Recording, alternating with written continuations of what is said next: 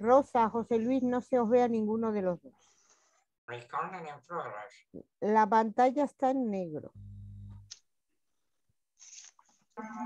¿Ahora? Ahora. Vale, es que estoy en una convención. Ay, madre. Sí, entonces solo puedo estar 2 minutos y No os te abandono. preocupes, Rosa, que ya me encargo yo de todas estas fieras. Ya me dijo Luisa, lo sé. Y José Es que Luis, hemos venido a Barcelona, así que me he salido un momento y me tengo que volver a meter. José Luis, no sé si nos oye, pero no se le ve. Ese se ha metido sin el vídeo. Uf. Ahora. Ahora. No se le oye. No se te oye. Se lo oye porque se ha quitado la barba. No tenía barba. A la izquierda, ¿nos oye, José Luis? A la izquierda, abajo, pone silenciar o el audio. A la izquierda, ¿estás con el ordenador? Mueve la cabeza. Que sí, mueve. Amparo. Ay, por Dios. Mueve la pantalla que se te ve solo un trozo de la cabeza. José Luis, digo. Así, mira. Ahora. Había puesto en plan mascarilla. No sé, di algo, José Luis. Buenas tardes ¿Tú a nos todos. oyes? Hola, Amparo. No se te oye.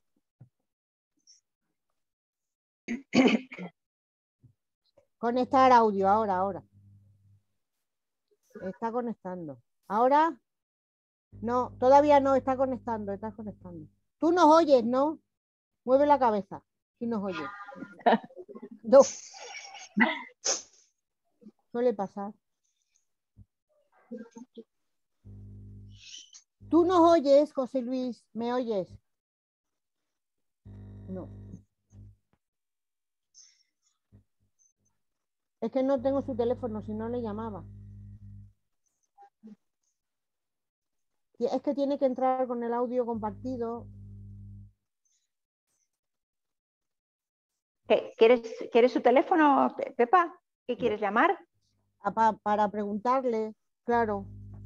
Espera.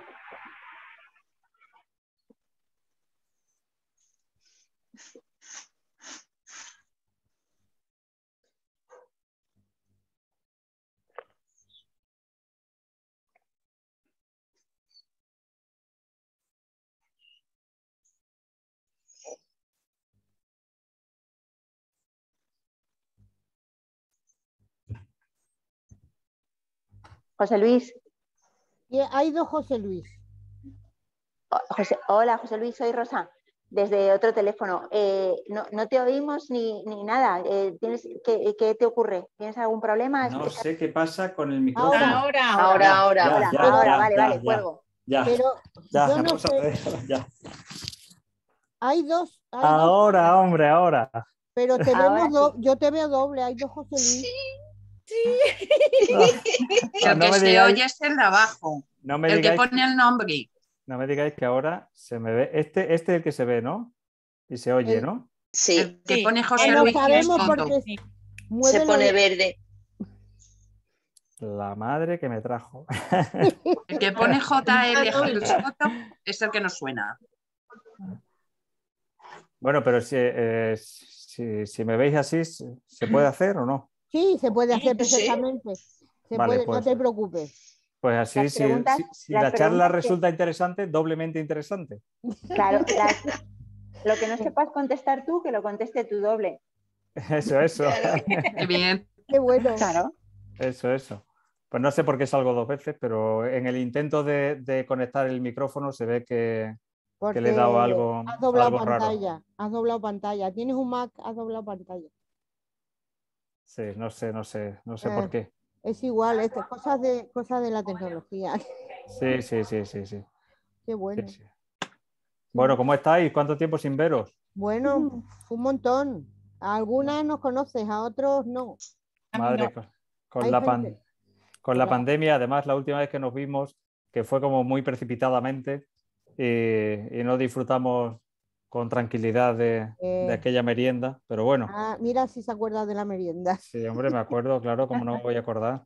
Claro que sí. La verdad es que sí, estuvo muy bien. No, pero sí disfrutamos. Ahora vengo de la mano de una editora que vale su peso en oro, en lágrimas de oro, que es Rosa. Efectivamente, nunca mejor dicho. Sí, le hemos puesto oro al libro y todo. Sí, sí. Que lo sepáis. Sí, pero Rosa, que se está quitando de tanto usarlo. ¿Cómo? Se está quitando el oro de tanto usarlo. ¿En serio se quita? Sí. No me digas en serio. Sí, mira, aparte de abajo, no sé si se ve. ¿Ah, sí? Yo te mandaré una foto, ¿verdad? No deis, vale. No deis ideas que con la que está cayendo igual la gente empieza a rascar en la librería. Eso es buena señal que se vaya deshaciendo. Claro, entre las esmeraldas y el oro os vais a hacer pero no es la primera vez que nos pasa con los libros. Es preciosa. Suele pasar. La verdad es que sí, la portada es preciosa. Sí, muy chula. Color girasol, que está más caro. Rosa, sabemos, José Luis, que es una editora oro, porque hace ya años que la conocemos. Sí. Siempre sus novelas han sido, y vamos, que te haya fichado a ti, yo he dicho, ole. Sí. Ole, porque ya te conocía y... Estoy muy contento. Tenemos que hacer un éxito, José Luis, porque si no, ya sabes que esto va de éxito. Se está grabando. Sí, o sea que spoiler, unos poquitos, pero no muchos. Sí. Claro, no. Claro spoiler, que sí. Spoiler ninguno. No hay ningún spoiler, solamente que estamos hablando de una novela de éxito. Totalmente. Claro. Bueno, Pepa me ha dejado entrar solamente un medio minuto para decir hola, porque además os he dicho que estoy en la convención, así que os tengo que dejar, no puedo estar todo el tiempo, pero simplemente quería saludaros, daros las gracias como siempre por esta charla, que hoy me voy a tener que perder. Espero que lo disfrutéis mucho. No os voy a hablar de José Luis porque ya os conocéis mucho mejor que yo a él, así que nada, que lo paséis muy bien y ya me contaréis qué tal ha ido. Pues un beso para todos. Adiós, Rosa. Adiós, Rosa. Un beso, chao. Pues seguro que genial, porque yo desde que te conozco, ¿cuántos años hace, José Luis? Un montón. Pues no sé con qué novela fue, pero ya hace unos pocos de años. Con una de Kailas. Recuerdo que llegaste, yo creo que fue a la Feria del Libro de Madrid. Sí, a la feria.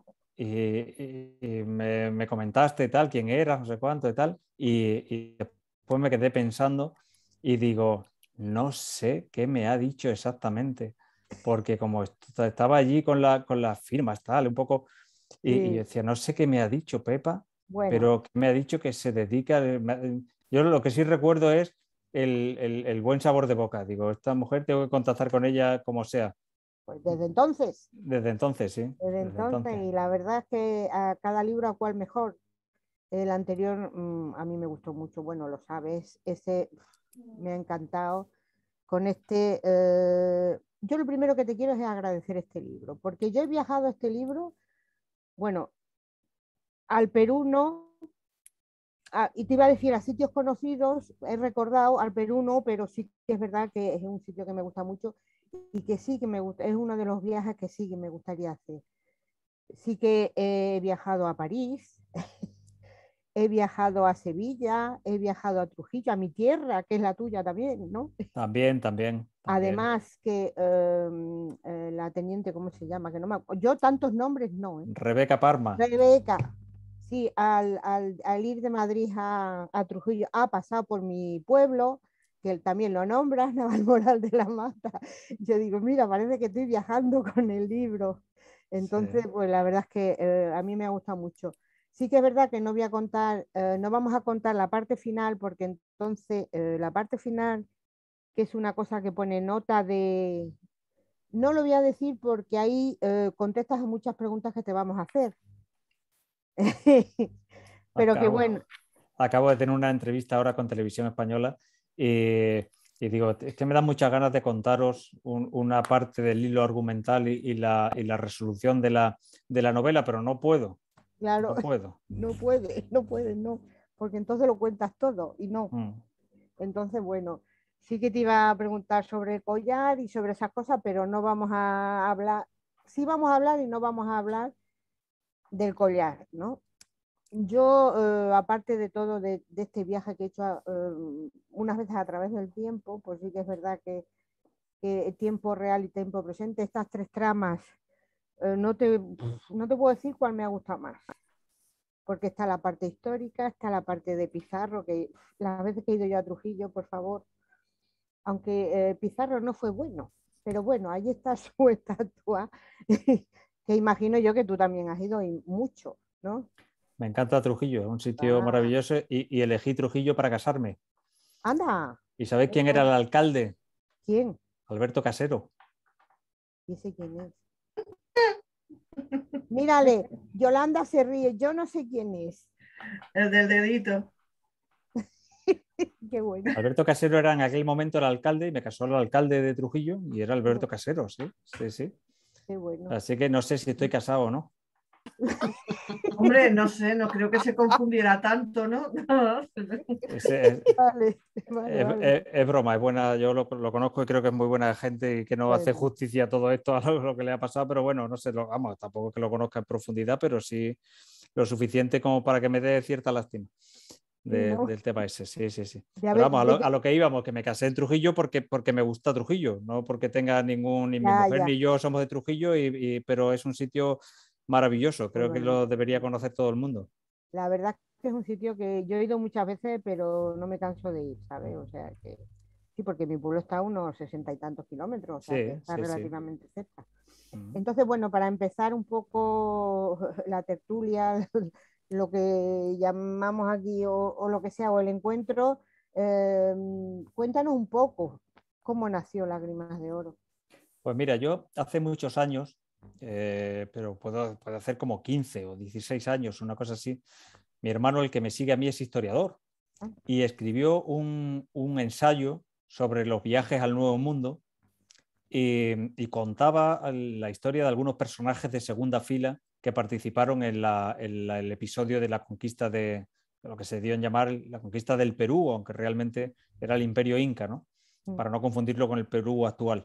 Y desde entonces estoy dándole vueltas periódicamente, va y viene, a cómo contar de una manera eficiente y lo más neutral posible lo que pasó en el encuentro entre el Imperio Español y el Imperio Inca hasta su pacificación definitiva, ¿no? Entonces he elegido hacerlo en una primera fase al menos hasta la muerte de Atahualpa y metiendo un thriller contemporáneo para hacerlo primero dinámico, entretenido, abarcar más públicos, difundir la historia que llegue a más gente y después contar la parte histórica de una manera lo más objetivamente posible. Es decir, creo que después de leer todas las crónicas, tanto de testigos presenciales como de aquellos que las escribieron de oídas, y después de haber leído unos pocos de ensayos que intentan explicar todas esas crónicas, creo que la versión que vierto en Lágrimas de Oro es bastante alejada de la leyenda negra y bastante alejada de la leyenda rosa, pero no sé, que juzguen los lectores. Llevo mucho tiempo dándole vueltas a este episodio. A mí, desde luego, me ha gustado mucho las tres partes. La parte de la trama, vamos a decir, de la época más actual. Lo de Pizarro y los incas, que no te podría decir cuál más. Quizás los incas me ha gustado mucho por todos los... Es que es muy bonita la historia. Es muy bonita. Y la verdad es que, bueno, en conjunto la novela me ha gustado mucho. Y sí que es verdad que me he dado cuenta que, bueno, no recuerdo la primera novela que leí tuya, pero la segunda novela siempre hay un niño. En este caso, Martinillo. El otro... Sí. Siempre hay yo cuando hay un niño digo, no sé por qué me da. Es un personaje real. Martinillo es un personaje real que fue apadrinado por Pizarro y que lo llamó Martín Pizarro. lo llamó Martín Pizarro y lo apadrinó él y bueno, fue su intérprete y tal, y que tuvo una actuación, se entiende que desafortunada, en el encuentro con Atahualpa, el primer encuentro con Atahualpa en Cajamarca. Pues sí que es verdad, pero lo de que salga siempre hay un niño, ¿lo hace consciente o no? No, que va. Yo creo que es una cuestión de que si los personajes, si hay algún personaje niño, pues estupendo. Bueno, en Madera Sabia Azul era diferente, pero aquí es que simplemente que Martín estaba por allí y lo he contado. Qué bueno. Bueno, seguimos, yo te seguiría preguntando, pero somos muchos. Entonces vamos a empezar pues por nuestro historiador sevillano, que es Fernando. Fernando. Fernando, bueno. ¿Cómo estás, hombre? Antes de que empiece, Fernando, casi todos estamos en Madrid, pero sí. Hay Fernando, Marisa y Sandra, que bueno, que te digan ellas dónde están, porque ya se me olvida. Vale. A Fernando no lo veo, no veo la cámara, no veo la imagen de Fernando. Te oigo, pero no te veo, Fernando. Pues dile algo. Ahora sí. ¿Ahora sí? Porque sí. lo tendrás puesto para que se vea cuando habla alguien. Sí, seguro. Vale. A ver, Oye, espera, pues mira, me alegro muchísimo de volverte a ver. Fernando, espera. José Luis, ¿lo tienes puesto? ¿Nos estás viendo a todos o no? Sí, estoy viendo un mosaico de imágenes, pero es verdad que a Fernando no lo veía, ahora ya sí. Se ve que hasta que no habla alguien, no lo veo. Y aparece Fernando y desaparece alguien, porque veo 5 imágenes a la vez. No, 5. ¿Qué estás con el ordenador? Sí, con el ordenador. Pues entonces, mira, coge arriba a la derecha, tienes que poner vista galería. Y nos ves a todos los que somos. Si no, solo verás a 5. Arriba a la derecha. Sí. Pone hablante, galería, pues pon vista galería. Pincha en vista galería y nos verás a todos. Pues es que lo que veo es... La parte derecha arriba. Sí, hay un cuadradito que pone vista. Sí, pone vista y le doy... Pincha ahí en vista y luego te saldrá hablante, galería. Ya sé lo que pasa, que tengo que ir pulsando para veros a todos, porque si no se come la imagen, la pantalla entera. Entonces ahora veo a Pedro, por ejemplo. Pedro, hace mucho que no te veo. Me da mucha alegría además de verte. No, pero nos ves a todos. ¿Cuántos nos ves? Sí, os veo a todos, pero por fases, no os veo a todos a la vez. Qué raro. Sí. No, porque yo creo que la pantalla es pequeña y se acaba comiendo. Pero bueno, y ahora veo a Fernando. A Fernando te veo estupendamente. Bueno, ya está. Venga. Sí. Fernando. Bueno, pues te decía que me alegra mucho verte, porque no nos vemos desde la última vez que hubo una feria del libro. Desde la Feria del Libro de Sevilla, sí, un 1 de junio. Que al final se quedó ahí colgada ese cafelito cuando pasases por Sevilla camino de Cádiz. Es cierto, sí. Pero bueno, a ver la pandemia, ¿cuánto daño? A ver si puede ser que nos tomemos un cafelillo en una de estas que pasas por aquí. Pues mira, voy pasado voy a la Feria de Tomares. Mira. Y luego el 21 de abril creo que voy a Sevilla, no está cerrada la fecha, pero creo que voy el 21 de promoción allí. Bueno, pues mira, esta semana no, porque tengo cosillas que hacer con lo de Ucrania que me he comprometido para colaborar. Pero el 21 lo voy a apuntar y voy a ver si nos podemos ver el 21. Eso es. Me gustaría, porque así nos tomamos un cafelillo y por lo menos nos vemos las caras en vivo y en directo. Bueno, y hablamos más sobre tu novela, que seguro que al final nos va a quedar ganas de seguir hablando, porque llegará un momento en que tengamos que cortar. Oye, un segundo, Fernando, un segundito, que es que está llamando a la puerta y es mi hija, y me permitís un segundito que le abre para no dejarle a la puerta. Vengo en un minuto. No te preocupes. Un segundo.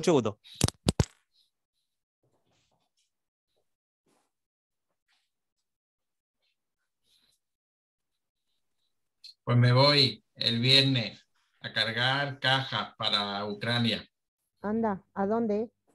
Aquí en el Palacio de Exposiciones, que se ha montado todo lo que entrega la gente, pues ya se distribuye. Ya estoy. Ya estoy. Oye, José Luis, hablando de tu novela, sí.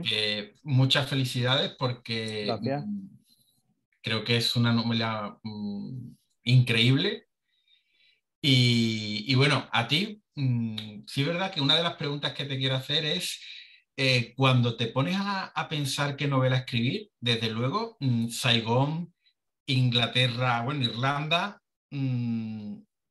no eliges un tema recurrente, tú te vas por lo más complicado. Me voy por lo complicado, sí. Y lo que te quería preguntar, la pregunta principal, es, estos son 3 tramas en 3 épocas distintas. ¿Cómo lo has construido? Porque sí es verdad que te tengo que agradecer el primer capítulo porque he cogido el libro, he empezado a leer el primer capítulo y me ha entrado ¿cómo te digo yo? Un gusto por el cuerpo que he dicho, si tuviera una chimenea me ponía aquí al lado con estos caballeros al lado a leer, porque es que me ha encantado, es meterte en situación nada más que con la primera página. Y luego me ha sorprendido porque digo, es que con cada época tiene que cambiar de registro y esto lo has hecho época por época o has ido saltando o cómo lo has hecho. Lo he hecho de manera lineal y lo he corregido por épocas. Es decir, la escritura ha sido de manera lineal, cambiando de registro, incluso de forma de escribir, lógicamente, porque el castellano del siglo XVI modernizado, porque no puedes meter castellano del siglo XVI puro, sería imposible, es muy difícil de leer, pero sí esa forma parecida al castellano del siglo XVI, luego las costumbres incas, ¿vale? Y luego el castellano actual. Entonces lo he escrito de manera lineal, pero luego para corregirlo ya he tenido que hacerlo separadamente porque sí es cierto que había matices que tenía que cambiar y o te metes de lleno en el castellano del siglo XVI o de lleno en las costumbres incas o de lleno en el thriller contemporáneo, ¿no? Así que así lo he escrito. Y en cuanto a si elijo cuestiones complicadas, es que me gusta contar historias desconocidas. La conquista del Imperio Inca es muy conocida, pero es conocida a trazos gruesos. En realidad, cuando empiezas a escarbar un poco y le preguntas a la gente y tal, no la conocemos. No es fácil, la gente no es capaz de situar bien a los hermanos Pizarro, no es capaz de situar bien cómo era el Imperio Inca antes de que llegasen los españoles, no es capaz de situar bien exactamente cómo ocurrió la muerte de Atahualpa, etcétera, ¿no? Entonces, al final, cada vez que me enfrento a algún fragmento de la historia, si veo que merece la pena difundirlo, ahí me entran ganas de escribir la novela. Como me pasó con la Armada Invencible, que era la Armada Invencible, pero ¿qué pasó con los náufragos de la Armada Invencible? No con la propia Armada Invencible en sí misma. Y así con todo, o sea, que me pasa frecuentemente cuando encuentro algo desconocido, es cuando quiero contarlo. La colina de las piedras blancas, ¿no? Sí, claro, eso es. Qué buena historia. Oye, para terminar, la pizarra que habrás usado habrá sido enorme, ¿no? Pues mira, ¿O no usas pizarra a la hora de...? Tengo un pliego de estos en A3 donde me hago los esquemas, que luego ya una vez que la novela está a medio construir lo dejo, pero que durante mucho tiempo está a mi lado, al lado del ordenador, porque si no, especialmente en novelas como esta, donde hay tantos personajes, entre comillas, principales, es complicado de gestionar. Así que sí es cierto que no pizarra, pero casi. Oye, pues felicidades porque, vamos, yo que te he leído, la considero, para mí, no sé para ti, pero es tu obra más ambiciosa y bueno, y que... Yo creo que es la más ambiciosa y además es, si todo sale bien, igual no paro aquí, es decir, porque la conquista de América tiene muchos episodios desconocidos, es un tema muy controvertido hoy en día, hay mucha gente que que no ve con buenos ojos la participación de los españoles en aquel episodio. Yo intento contarlo de una manera lo más objetiva posible, sin emitir un juicio, y que sea el lector quien juzgue si lo hicieron bien o mal. Intento huir de la leyenda negra, pero también de la leyenda rosa. Oye, si se cometieron atrocidades, se cometieron, y si no, pues no. Pero intento, eso sí, contextualizar y que se comprendan cuáles eran los patrones de comportamiento de entonces, para no juzgar con los filtros de hoy, sino con los filtros de entonces. Intentar saber cómo se comportaba el hombre o el español del siglo XVI allí o en cualquier otra parte, y comprender si allí hicieron algo diferente de lo que hubieran hecho en cualquier otro sitio de Europa. Entonces, ver un poco los patrones de comportamiento. Y los incas igual, es decir, intentar entender cómo eran, cómo pensaban, cómo vieron o cómo vivieron la llegada de los españoles y en qué situación se encontraban ellos en aquel momento. Pues mucha suerte, porque la novela lo merece. Y bueno, ¿y tú? También. Muchas gracias, Fernando. A ver si nos vemos en Sevilla. Venga, yo voy a hacer todo lo posible, no te preocupes. Gracias. Tere también está en Madrid.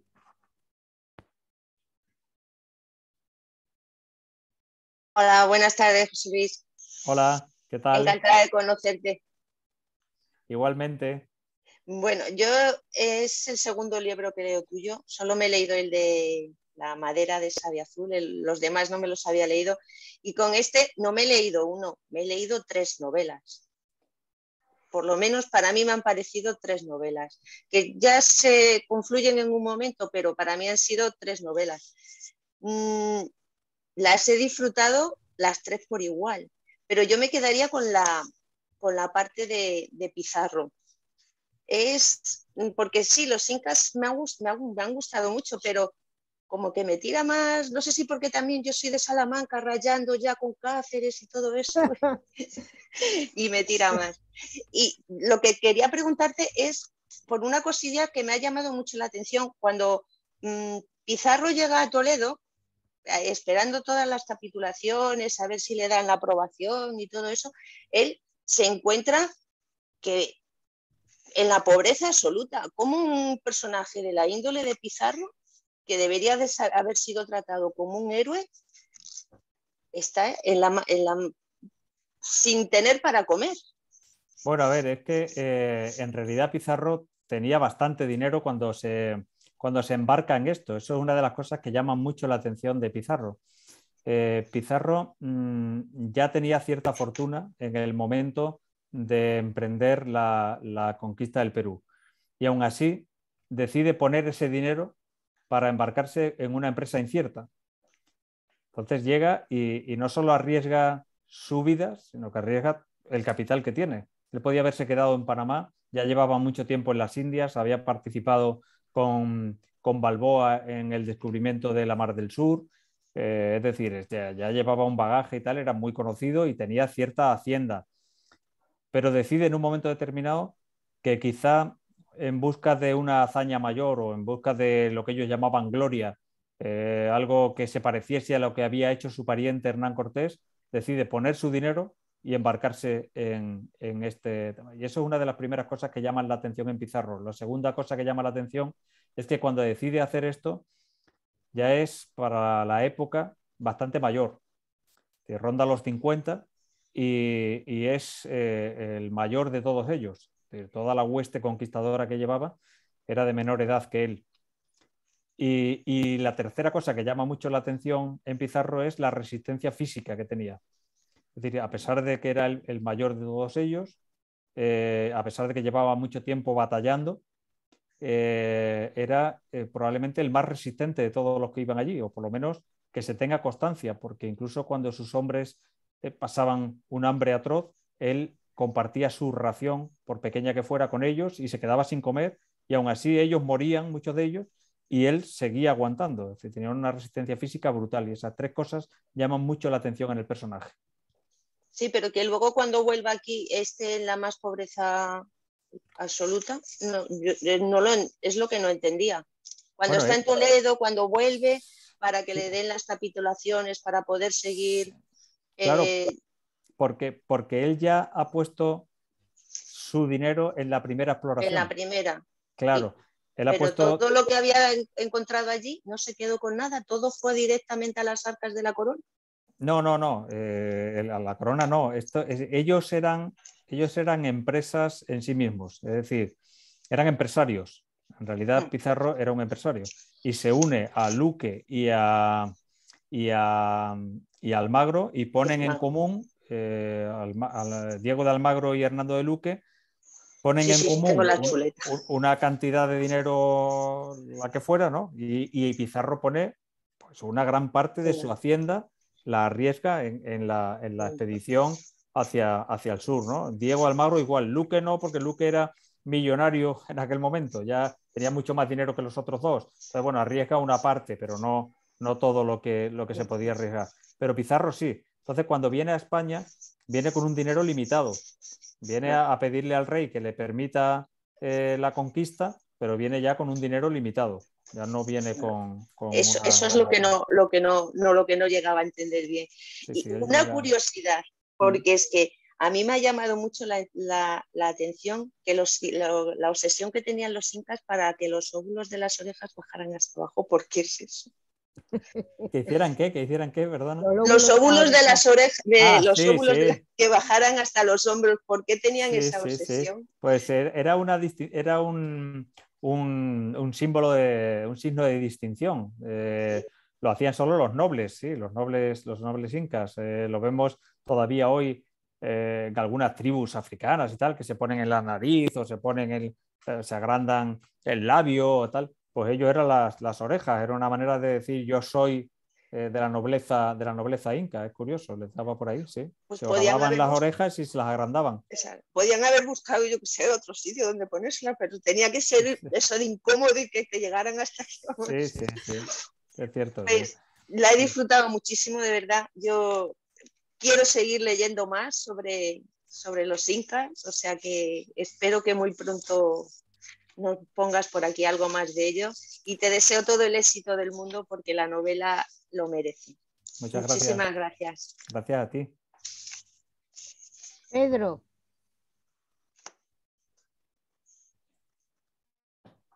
Muy buenas. Hola, ¿qué tal, Pedro? Aquí estamos. A saludarte un ratito. Te digo otra vez para que me alegra mucho verte, especialmente me alegra verte a ti. Gracias. Y a mí veros a todos. Tu libro me lleva directamente a mi infancia, porque yo tengo una imagen ahí grabada, de un hombre haciendo una rayita en el suelo, para acá los valientes y los que quieran gloria, y para el otro lado los cobardes y los pobretones. Y a eso precisamente me ha llevado tu libro, y cuando te lleva un libro a la infancia, recuerdos de la infancia, porque eso es una imagen de libro, no me preguntes de qué libro, no es de una película. Es muy peligroso, porque las expectativas con las que partes son altísimas. Y te diré que no me ha decepcionado en absoluto el libro. De hecho, ya te anticipo que el miércoles que viene hay videoreseña, y yo hago videoreseñas no de todo lo que leo, sino de aquello que yo quiero destacar. Y este libro, ahí está. Pues te lo agradezco. La pregunta es que casi me la has contestado antes. El tema de por qué has incluido una parte de novela negra, llámalo como quieras, que en cierta manera, si no la tenemos, la novela se mantiene perfectamente y con mucho interés. No sé, era curiosidad por saber ese tema. Y al revés, es decir, probablemente alguien podría leer solo la parte del thriller contemporáneo sin necesidad de...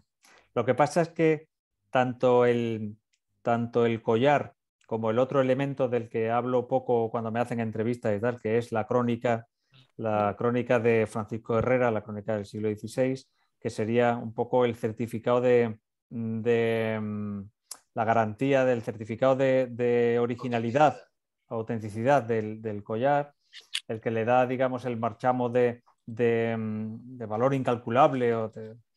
¿Vale? Entonces, esas cuestiones yo creo que se podrían contar por sí mismas, pero si se cuentan juntas, pues da un poco de sentido a toda la historia. Y me sirven de hilo conductor para que al final confluyan todas las historias, las tres historias, casi al final de la novela. Entonces era una forma de contarlo, podía haber contado solo la novela histórica, haberme centrado exclusivamente en eso, pero como os digo, hay dos cosas que me obsesionan. Primero, la capacidad de divulgación que tenga la novela histórica, que la tiene ya de por sí, pero de esta manera yo creo que se llega a un público más amplio. Y después hay otra cosa que también me obsesiona bastante y es que cada vez se lee menos, por lo menos las nuevas generaciones cada vez leen menos. Y claro, yo creo que así se puede llegar a gente un poco más joven que no tiran tanto por la novela histórica. Es una forma también de enseñarles historia si lo haces un poco más entretenido. Entonces, no sé, es una fórmula que tiene sus riesgos, pero que yo espero que me salga bien.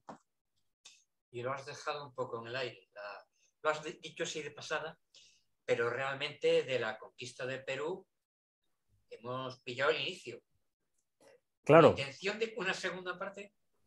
Claro, a ver, si esta sale bien, pues yo no descarto contar al menos otros 2 episodios, es decir, otro hasta la muerte de Pizarro y otro hasta la pacificación definitiva de lo que ellos llamaron luego Nueva Castilla. Bueno, Nueva Castilla y Nueva Toledo hasta el virreinato del Perú. Pero quería a la vez, como suele ocurrir en estos casos, que la novela se pueda leer de manera aislada y ya está, ¿no? Entonces yo creo que la muerte de Atahualpa es un episodio dentro de la historia, uno de esos episodios que marcan y que todavía hay bastantes interrogantes al respecto. Yo he intentado verter aquí la versión que creo más real después de leer mucho y muchas crónicas y leer a los testigos presenciales y demás, ¿no? Es decir, cómo llegaron a justiciar a Atahualpa, porque aparentemente y contado así a grandes rasgos no tiene mucho sentido. Entonces he intentado contar aquí el por qué lo hicieron y cómo lo hicieron. Pues muchas gracias, que tienen muchas preguntas. Luego, si hay tiempo, tengo más. Bien, bien. Amparo.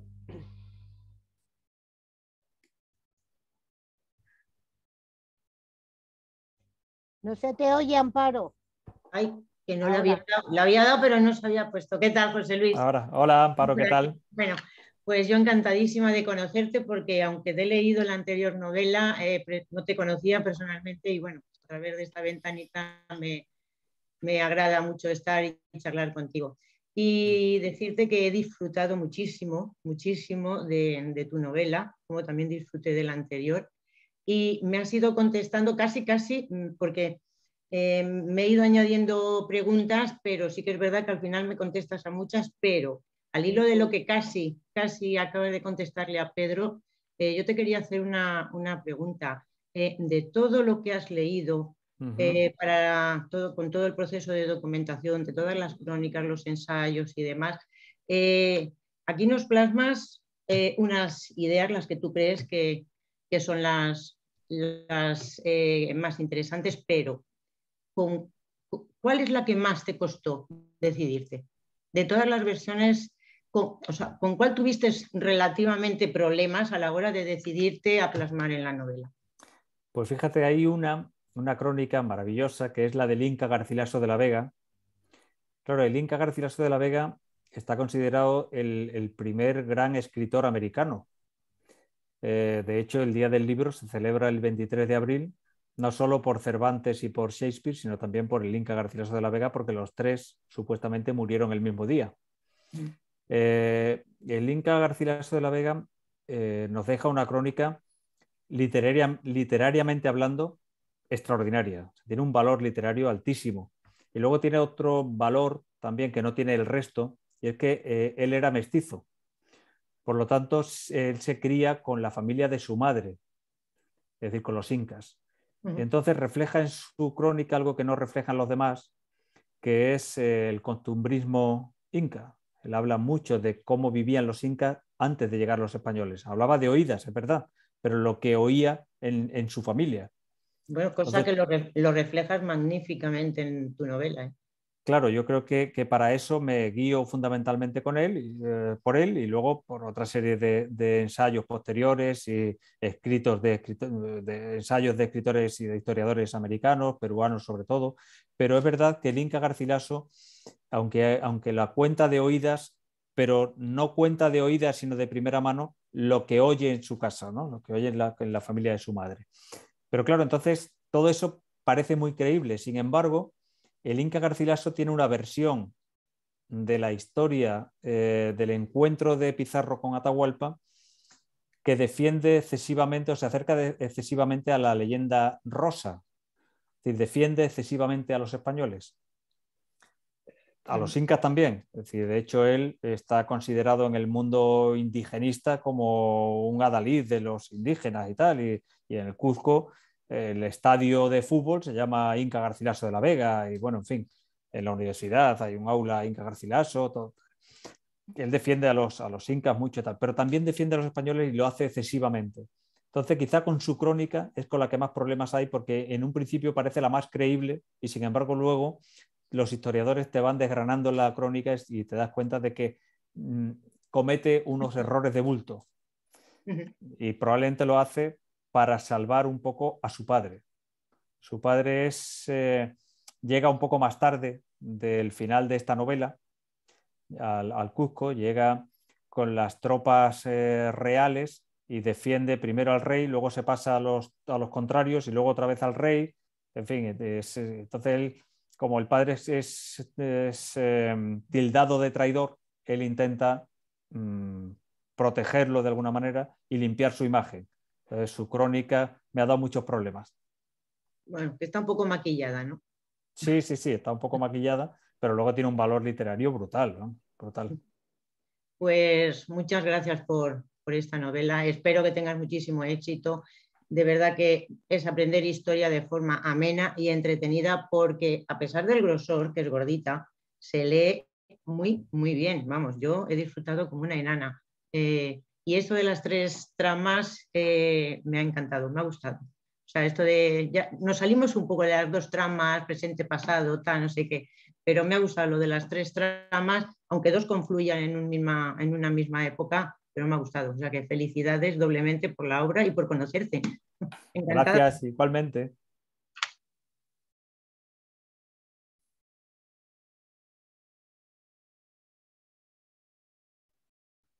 Sandra.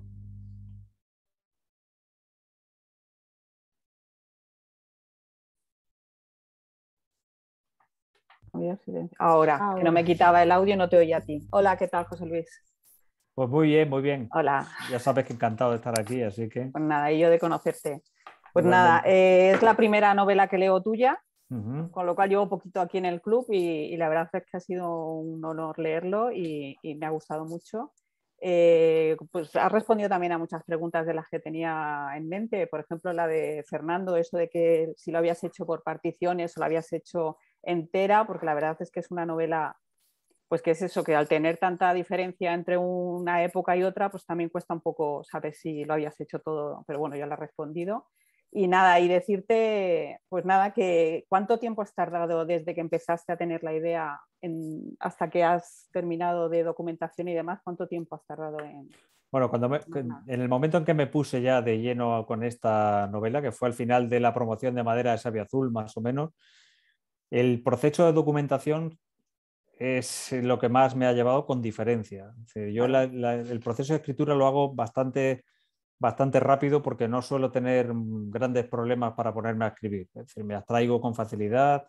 Una vez que tengo la idea en la cabeza no necesito un ambiente especial, ni siquiera un silencio especial. Ya digo que me abstraigo mucho. Entonces, el proceso de escritura, pues no sé, habrá sido entre la escritura y las correcciones como un año o una cosa así.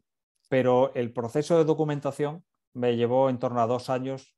Claro. Más o menos, sí.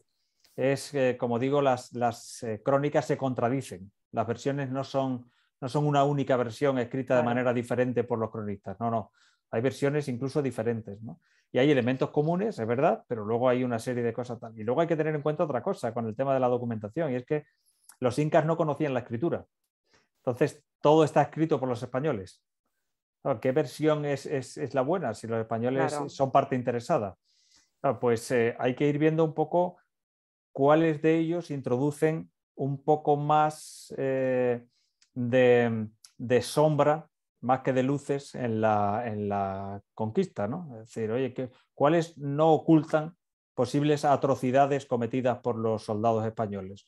¿O cuáles no ocultan lo desgarrador de la muerte de Atahualpa? ¿O quienes critican el hecho en sí? O tal. Entonces, todo eso hay que conjugarlo y documentarse muy bien y no fiarte de una única fuente. Claro. Pues nada, muchas gracias. La verdad es que ha sido estupendo leerla, me ha gustado muchísimo. Al principio, cuando la coges y empiezas a leer pues los personajes que tiene, sobre todo los de los incas, yo pensé, dije, madre mía, voy a tener que necesitar una libretita o ponérmela al lado. Cuánto nombre raro, pero para nada, se lee súper bien, muy fácil y no me he hecho ningún lío con ningún personaje, lo he leído muy bien. Sí, ahora que dices lo de los personajes incas, hay 2 personajes que yo creo que son protagonistas de la historia y si hay más episodios, pues tomarán todavía más protagonismo, que son 2 mujeres incas, claro, Quispe Sisa y Cusirimay Oclo, que incluso Chimpu Oclo, 3 mujeres, 3 niñas al inicio de la novela, que fueron protagonistas de esta parte de la historia, muy protagonistas de esta parte de la historia. Por ejemplo, Chimpu Oclo es la madre del Inca Garcilaso de la Vega. Aquí en la novela es una niña, pero es la madre del Inca Garcilaso. Pues nada, si sacas nueva novela, estaremos esperando seguro. Muchas gracias. A ti. Oye, José Luis, ¿con qué facilidad pronuncias los nombres? Bueno, porque eso es un año tecleando los mismos nombres, entonces al final te salen, al final te sueñas con Cusirimay. Vale. Ya, porque nosotros nos costaba, sí que es verdad que hay 2 personajes femeninos y 2 historias de amor. Que también, ¿El qué? No, que digo, 2 personajes femeninos sí, y una bonita historia de amor, ¿no? Sí. Bueno, a ver, yo creo que la historia de amor entre Cusirimay y Atahualpa, que no está documentada tal cual, se sabe que Atahualpa la tenía entre sus favoritas o quizás era su mujer favorita de entre las muchas que tenían los incas. Cuando hablo inca, es inca con mayúsculas, es decir, los grandes, el gran inca, el emperador, por utilizar una nomenclatura europea, ¿no? Tenían muchísimas mujeres y cientos de hijos. Huayna Capac tenía en torno a 500 hijos y Atahualpa, pues no se sabe, era joven cuando murió, pero ya tenía bastantes hijos. Entonces Cusirimay era su mujer favorita, digamos. Y eran así de guapas, porque tú las describes guapísimas todas. Según los cronistas, debían de ser extraordinariamente guapas. No se sabe muy bien si de verdad eran extraordinariamente guapas o los soldados o los hombres de la hueste española, muchos de ellos era la primera vez que pasaban a Indias. Claro. Y la diferencia entre una española del siglo XVI de la península y una indígena era como de la noche al día, claro. Sí, blanca, es decir, como la leche y... blanca, pero aquí vestidas hasta los tobillos, mientras que allí pues estaban prácticamente desnudas. Además, los incas eran muy desinhibidos en cuanto a la sexualidad. Aquí, pues imagínate, en la corte castellana o en fin, Castilla en general, pues todo estaba todo muy regido por la religión católica, muy encorsetado, todo con mucho formalismo y tal. Entonces, y claro, aquello para ellos era una cosa absolutamente increíble, ¿no? Probablemente al describir a las indígenas lo hacían influidos también por su propia subjetividad, claro, por ese sentimiento. Bueno, seguimos. Estefanía. Hola, José Luis. Hola, Estefanía. Buenas tardes. Un placer haber leído la novela, como la de Madera de Sabio Azul. Yo es que quisiera preguntarte muchas cosas. No vamos a entrar a pensar a ver si los Pizarro lo hicieron bien o mal o regular. de las 3 partes que tú has escrito, ¿cuál ha sido la que más te ha gustado escribir? Pues yo creo que la de los incas. Creo de los incas por varias cuestiones. Primero porque creo que me ha quedado bien el tema de la ambientación inca, he aprendido mucho de sus costumbres. Y después porque creo que sirve para reflejar que había una gran diferencia entre las dos culturas, entre la inca y la española del siglo XVI, pero también grandes similitudes en lo que se refiere al comportamiento humano. El comportamiento humano lo estamos viendo en estos días. El hombre nunca se aparta de la guerra, siempre tiene ansia de poder, siempre tiene ansia de territorio, siempre tiene ansia de dominación, y los incas y los españoles la tenían por igual. De hecho, un imperio como el Inca no se forja por las buenas. El imperio inca estaba forjado a sangre y fuego, exactamente igual que el imperio español.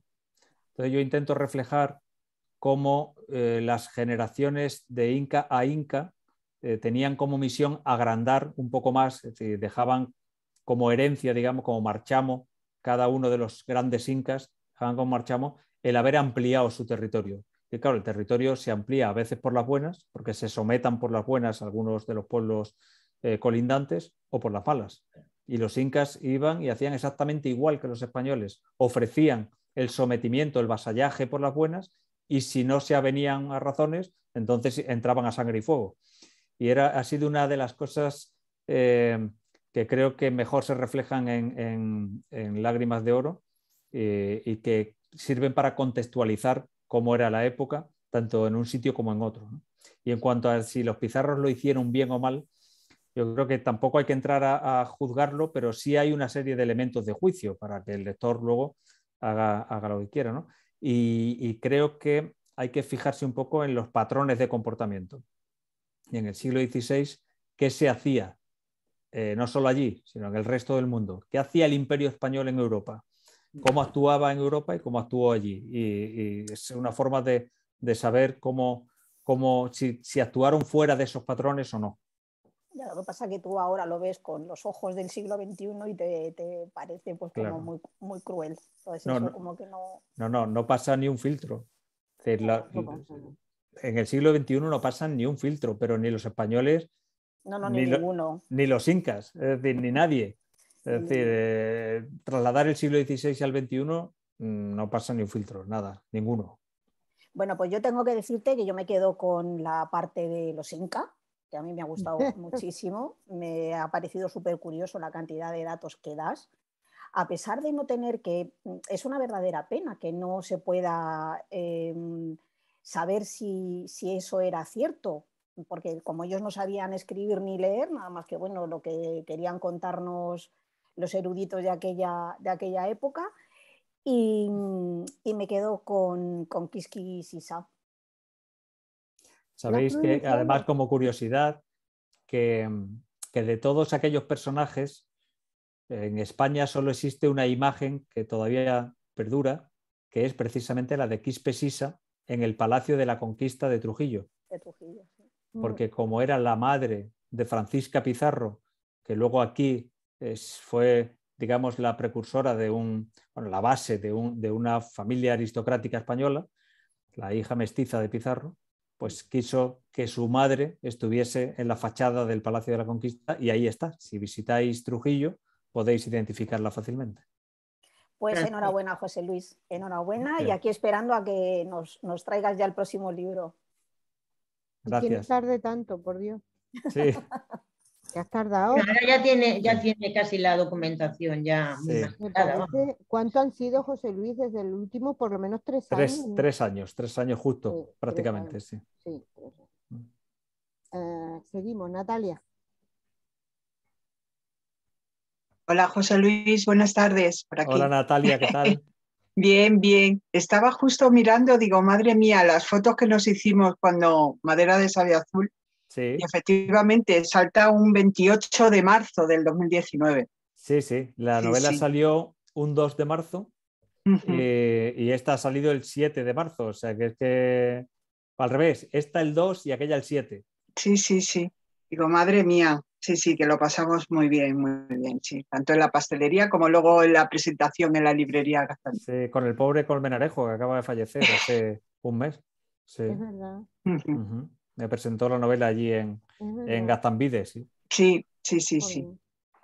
Pues nada, decirte que me ha encantado, que es apasionante la novela, porque cualquiera, las 3 tramas que tiene, sobre todo la de la parte del coleccionismo me ha gustado mucho. O sea, los incas lo cuentas tan bien que parece que estás allí. Digo, está de redactor José Luis allí. Lo cuentas muy bien, que no sabes qué es ficción y no ficción. O sea, muy bien, muy bien. Y la parte del coleccionismo, me gustaría que nos contaras un poquito cómo es ese mundo, cómo te has documentado para saber, porque debe de ser apasionante también meterte ahí. Pues mira, por una parte, lógicamente estas cosas hay que hacerlas lo más creíbles posible. Claro, lo de los robos en la España vaciada es demasiado frecuente, por desgracia, ¿no? Las pequeñas iglesias de muchos de los pueblos están quedando desprotegidas porque no hay población ya que sea capaz de custodiar los tesoros que tenemos por ahí repartidos por toda España, ¿no? Entonces, bueno, imaginé que efectivamente podía haber un robo en una iglesia que tuviera que ver con la conquista, nada mejor que Conquista de la Sierra, donde estaba la Zarza, la antigua hacienda de los Pizarro, donde nacieron Gonzalo y Juan Pizarro. Y entonces, por una parte, es el robo dentro de la España rural, de la España vaciada. Y claro, luego, ¿cómo es ese mundo del mercado negro y cómo es la investigación policial y tal?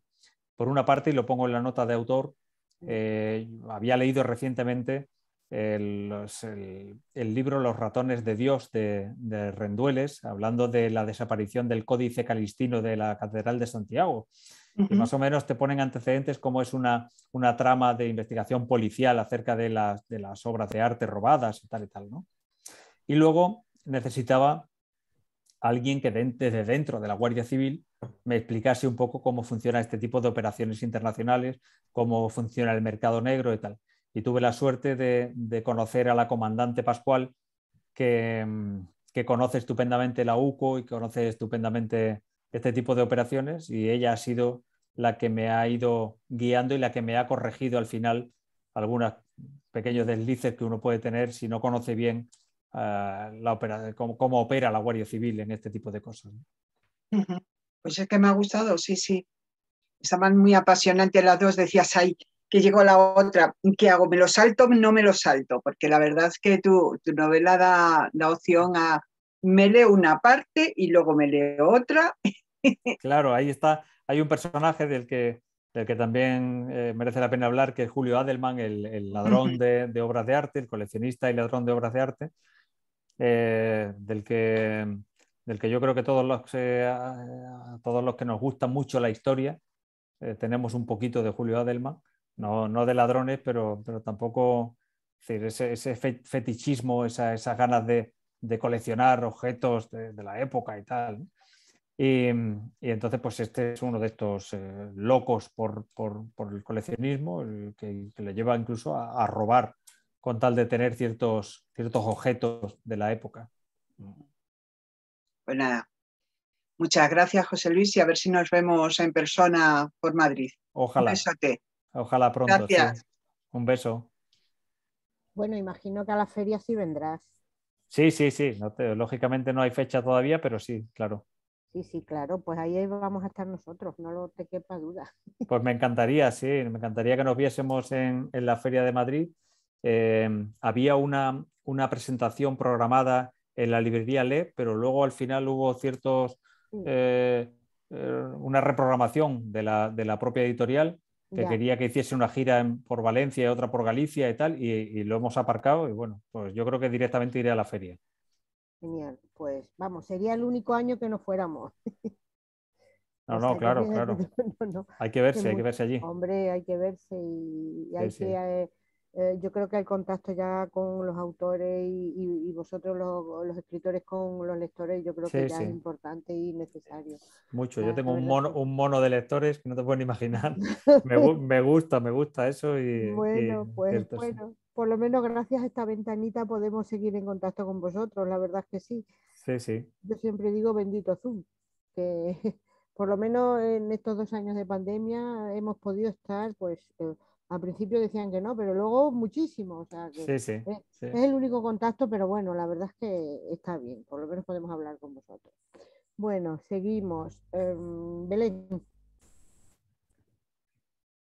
Bueno, pues yo encantadísima. Yo leí Madera de Savia Azul y además fue la primera novela que me compré en cuanto dejaron salir de la pandemia y supe que las librerías estaban abiertas, me fui a mi librería y me compré esa novela. Entonces, siempre sabré qué día me compré esa novela porque, claro, es muy particular. Bueno, maravillosa. Primero la portada, para los que somos frikis de portadas, pues ya directamente dice, léeme. Y luego la novela me añado a lo que decía Fernando, es que empiezas a leer y te encuentras a ellos tres poniendo encima de la Biblia las manos para juramentar ese compromiso por palabra que acaban de tener. Y ya dices, ¡buah! Esto lo quiero leer. Pasas la hoja y te encuentras a la otra que está en la Feria de Sevilla, que se va. O sea, me encanta cómo haces esos cambios de época. Se agradece que pongas arriba un poquito esas fechas y esa... Para no perdernos, sí. Sí, porque hay veces que uno, si no, pues se puede perder. Yo te iba a preguntar sobre Julio Aldeman, si te habías inspirado en alguien, porque a mí toda esa parte, como decía Natalia, del coleccionismo, del robo, me ha parecido estupenda. Ella es esta Rebeca, ¿se llama? Sí, Rebeca Parma. Que para los hombres soy nefasta. Es magnífica, me encanta. Y con Julio, pues es que me ha gustado muchísimo. Pero bueno, como ya lo has contado un poco, ¿tú no crees que... Ay, perdonar, que creía que había silenciado el móvil, pero parece que no, ya está. ¿Tú no crees que es una pregunta un poco fuera de lo que es el libro en sí, que me las han ido quitando, que ciertas piezas deberían estar, esto sé que es muy controvertido, en un museo porque es mayor la capacidad de gente que las puede apreciar y porque es donde realmente se puede garantizar, entre comillas, su seguridad? Sé que hay una controversia muy grande, pues desde con la Dama de Elche, que si tiene que estar en su sitio donde apareció, que si tal, pero bueno, sobre todo en sitios pequeños que bueno, pues vale, yo he ido a ver a iglesias de Soria, pues algunos cuadros que dices, ¿y cómo está esto aquí, Madre del Amor Hermoso? Entiendo que por temas económicos es muy interesante, pero por otro lado, también yo vivo en una ciudad y claro, tengo unas facilidades. Y antes de que se me olvide, muchas gracias por incluirme en tu novela, porque esa descripción de urbanita que haces al final de la página 88 me he sentido totalmente identificada. Es que me ha encantado, me parece perfecta para una urbanita. Pero... Es la descripción que hace un tío de pueblo que ama al pueblo y que le gusta el campo como poco. Pues lo has clavado, porque lo de era urbanita, nada le reconfortaba más que saberse entre miles de personas y caminar por donde la huella humana evidenciaba su existencia. Y si encima es en Madrid, como dices, pues señor, esa soy yo. O sea que muchísimas gracias por incluirme en tu novela. Me ha encantado que alguien reivindicara a los urbanitas. Tienes mucho de Rebeca Parma. Bueno, no sé, porque no soy tan lince como ella, pero urbanita sí. Bueno, lo de la pregunta, lo del tema de los museos, que me... A ver, hay varias cosas, claro, hay muchas respuestas para esto. Primero, el patrimonio repartido por ahí está lo suficientemente protegido como para garantizar que su integridad para siempre. Pues claro, si no lo está, el museo es una respuesta magnífica para que lo esté. Segundo, el acceso tiene que ser público. Que, por ejemplo, en la novela se pone de manifiesto que el estar en una colección privada, si es posible, mejor que no. porque así el gran público podrá apreciar algo. Si de verdad tiene un valor importante, pues mejor que lo vea el gran público a que esté restringido a unos pocos, ¿no? A una familia o a una sola persona. Y ahí lo dice Rebeca bien claro, sí. Claro. Y tercero, pues, claro, desproteger, o quiero decir, no desproteger, sino privar a todo el mundo de todas sus piezas para llevarlas a un museo tampoco. Es decir, tiene que darse un equilibrio. Entonces yo creo que aquellas cosas que estén suficientemente protegidas y que haya un acceso fácil y que haya una publicidad adecuada para que la gente sepa que está allí, pues se pueden dejar donde están. No hace falta llevárselas a la fuerza a un museo. Pero si no existe esa garantía, efectivamente yo creo que es mejor que se lleven a un museo. Están perfectamente protegidos, están abiertos al público y hay una conservación. Por ejemplo, los libros antiguos es mejor que estén en un sitio donde se puedan conservar, porque es fácil que se vayan degradando y que no acaben bien, vamos, en poco tiempo, ¿no? Pues muchas gracias. Sí, luego hay tiempo porque, vamos, tu novela da para muchísimo. Vamos, que ni la mejor serie de Netflix ha tenido tantas imágenes en mi cabeza como tu novela. Me alegro. A ver si te oye Netflix y es una pasada. Ah, bueno, yo eso siempre lo pongo cuando según me gusta, en mi reseña siempre pongo quiero serie, quiero película. Pero tienes que etiquetar a Netflix. Belén, tienes que etiquetar a Netflix para que lo vea. Nada, paso, ya les pago. No. Déjales. Ellos ya son muy linces y ya lo verán. Muchísimas gracias, de verdad, un placer conocerte. A ti. Marisa. Hola, un placer conocerte. Igualmente, Marisa. No había leído nada de ti y he quedado impresionada. Mira que yo soy una persona además de thriller y al principio fue la parte de Rebeca la que más me iba enganchando, pero según pasando las páginas me quedé con los incas. Como Estefanía te comentaba, te había hecho la pregunta que era de qué historia te ha gustado más. Para mí, las incas, y ya te comenté, soy muy de thriller, pero he quedado impresionada. Además he disfrutado mucho porque iba aprendiendo cada página y ahora, que tienes que hacer un segundo libro sí o sí, porque según vas hablando vamos aprendiendo mucho. Y yo que tengo hijas adolescentes, y que es verdad que la historia se les hace, es un libro que estoy convencida de que, como lo has hecho, alternando thriller con historia, va a calar profundamente. Preguntas casi ya las han hecho todos mis compañeros, todas las inquietudes que yo tenía. Y solamente felicitarte por el libro. De verdad que ha sido un placer leerte. Muchas gracias, Marisa, muchas gracias. Gemma. Buenas, encantada. Hola, Gemma. A mí me ha pasado exactamente igual que Marisa. Yo soy de thriller, pero al final me he terminado enganchando a la novela histórica y me ha gustado tanto la parte de Pizarro como la Inca, o sea, las dos. Y voy a hacer, ya que eres escritor, ya que fabulas, voy a hacerte una pregunta que la verdad me inquieta. Teniendo un hermano historiador y a raíz de lo que acabas de decir, que cada vez se lee menos y encima la historia se reescribe, últimamente cada vez se está reescribiendo más, vamos a fabular. Si los españoles nunca hubiéramos ido, ¿dónde estarían ahora los incas? Teniendo en cuenta que hay un episodio que tú cuentas de Atahualpa, cuando decide pues, conquistar y llegar a Cuzco, lo que va haciendo. ¿Tú qué crees que hubiera pasado si los españoles no llegamos a ir? Es una fabulación total, ¿eh? Claro, sí. Bueno, pues si los españoles no hubieran llegado, se hubiera hecho con el poder Atahualpa sin ningún género de duda. Había ganado la guerra contra su hermano, habría llegado al Cuzco y habría sido el Inca, pero claro, el Inca, después de haber ganado una guerra, es decir, habría habido dos bandos clarísimos. El bando de Huáscar, fallecido además, que habría sido convertido, por utilizar también nomenclatura europea, en mártir, y Atahualpa habría gobernado el imperio, un imperio dividido en dos, ¿no? Esa fractura probablemente, todo esto es fabular, pero probablemente esa fractura habría debilitado al imperio no tanto como la propia guerra, porque Pizarro llega justo en el momento que acaba de suceder la guerra. Claro, el imperio está partido, disgregado, con muchos enemigos de Atahualpa, pero también con muchos incondicionales, tal, ¿no? Se habría debilitado el imperio no tanto, digo, como la propia guerra, y habría llegado alguien que, si no hubieran sido los españoles, habría hecho con ellos lo que los ingleses hicieron en Norteamérica.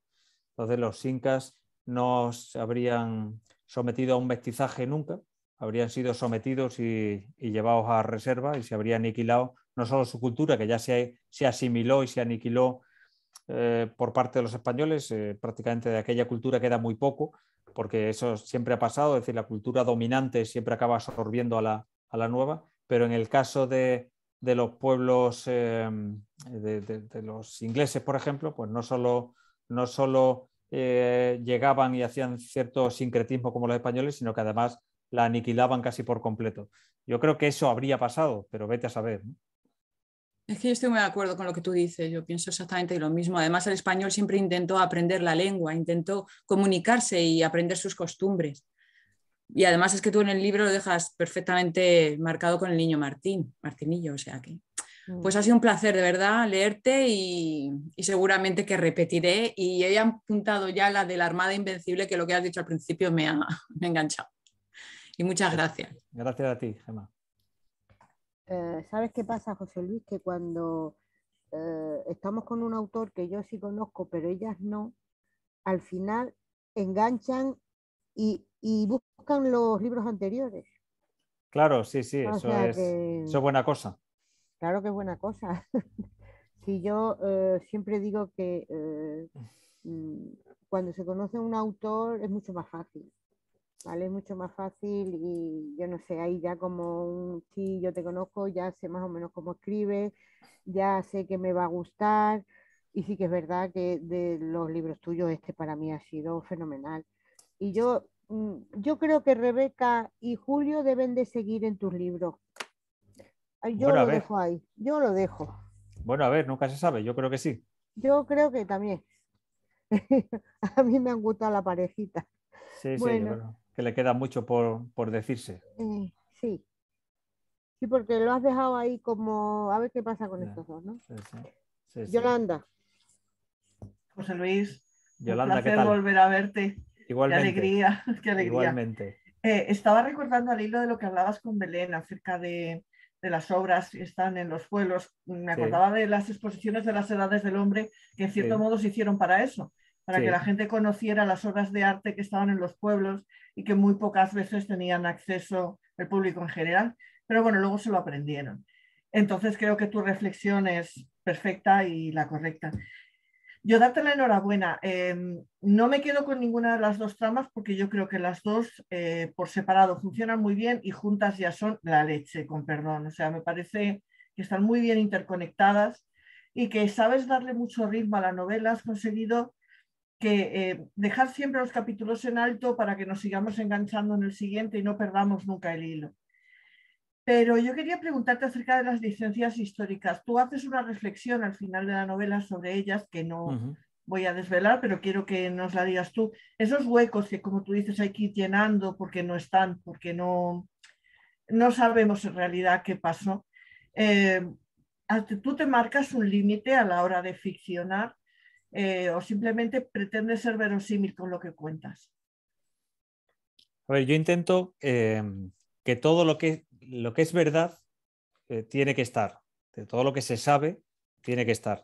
Y aquello que no se sabe, pues tienes que intentar, con todas las versiones que existen, crearte la más creíble o la más probable, ¿no? Es lo que hacen los historiadores también. Historiadores cuando tienen una serie de datos, pero no tienen la versión real, pues tiran por lo más probable y así lo dicen, ¿no? Lo más probable es que haya ocurrido esto, ¿no? En una novela no tienes que decir que eso es lo más probable. Yo lo hago al final en la nota de autor para que el lector sepa qué parte de lo que ha leído está documentado o está al menos en las crónicas o en los ensayos posteriores y tal, y qué parte es pues lo más probable. Y incluso algunas cosas que ni siquiera son probables, es decir, claramente no ocurrieron. Es decir, por ejemplo, yo si digo que Hernando Pizarro no estaba en un sitio en el momento en que yo lo pongo en la novela, yo lo pongo aquí, pero en ese momento no podía estar ahí. Pero lo aclaro para que el lector no se haga una idea equivocada. Es decir, es porque la trama me ha llevado hasta ahí, pero ahí no estaba Hernando Pizarro con seguridad, porque estaba en este otro sitio.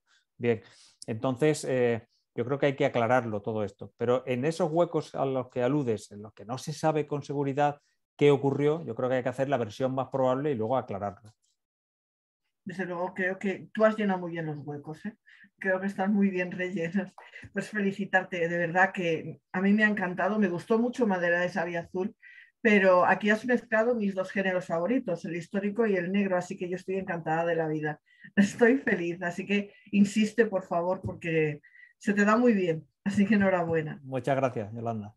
Ya te he dicho yo que Julio y que sí, que tienen que estar ahí. Bueno, aquí entra María José en un team, pero bueno, yo no sé quién falta que preguntar, si queréis hacer alguna Falta pregunta Yola, más. falta Sí, sí. Nina, no sé quién más falta. Arsen.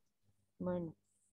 Es que me ha Tere. dado la idea. Los nombres incas son muy parecidos a los guanches. Como Muy buena. Quiero saber si hay alguna relación entre Rosmi, que se te oye. Ya le he tocado. Ya decía yo. Arsen. Digo, alguien me está hablando y no me entero yo. Hola, José Luis, encantada de conocerte. Igualmente. Yo no te conocía de oídas porque Pepa me ha hablado de ti infinidad de veces. De hecho, tengo el de Savia y no me ha dado tiempo a leerlo. Este sí que me lo he leído y me ha encantado, me ha gustado muchísimo. Una de mis preguntas era una de las que te ha preguntado ahora Yoli, que estoy de acuerdo totalmente con ella, que muchas veces es preguntaros, pues eso, hasta dónde llegan los límites, sobre todo de la ficción o del realismo. Yo no te voy a preguntar así por el libro, te voy a preguntar un poco más en plan cotilleo. Bien.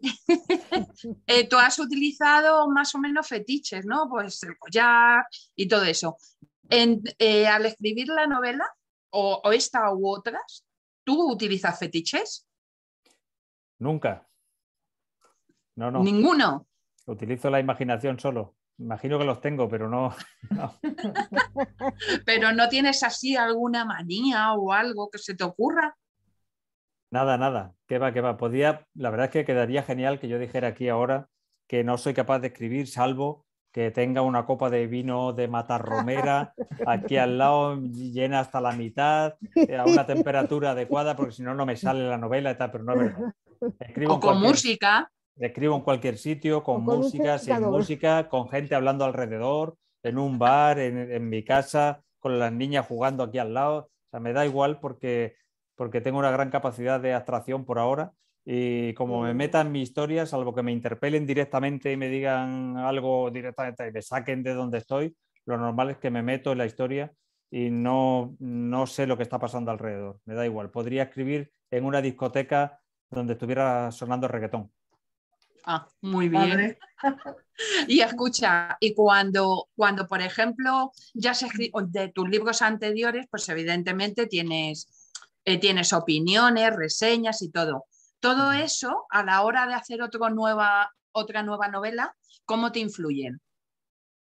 Pues mucho. Las opiniones de los lectores influyen mucho porque uno escribe para los lectores. Entonces, yo estoy siempre pensando en los lectores, en cómo van a vivir una parte concreta de la novela, qué van a pensar en un momento determinado, en un giro de la historia, o cuando un personaje hace algo, o cuando el personaje se muere, o cuando lo que sea, uno siempre está pensando en los lectores. Entonces, las opiniones que los lectores tengan después te influyen mucho siempre en todo. Y si todo el mundo está de acuerdo con que tal cosa está muy bien construida o está muy bien hecha, pues tú ya sabes que ese es uno de tus fuertes.